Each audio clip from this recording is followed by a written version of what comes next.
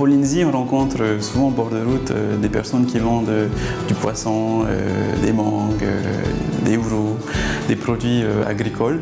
Les Polynésiens ont vite adopté ce mode de consommation parce que c'est pratique, c'est simple, c'est à proximité de son domicile.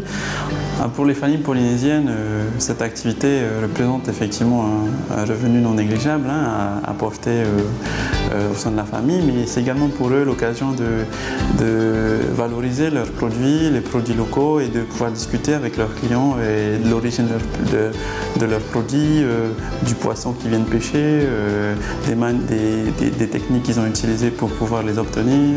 Voilà. Donc c'est une vraie relation aussi qui se fait avec les clients.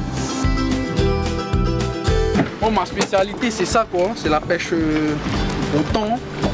Tu attaches, tu mets ton appât dessus avec un caillou et une fois que tout ton nylon est parti dans l'eau, à la fin, au fond, tu tires, pam, et ça déroule, ça lâche tout. Une fois que le poisson est tiré,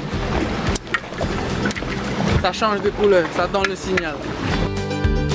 On n'a pas une tradition forte au niveau de la négociation des prix en Polynésie et donc les prix sont assez fixes. Par contre, les vendeurs polynésiens offriront de bon cœur et assez souvent des produits supplémentaires. Moi, j'encourage effectivement les touristes à s'arrêter sur les stands au bord de route, tout simplement parce que les produits sont d'une grande qualité, une grande fraîcheur.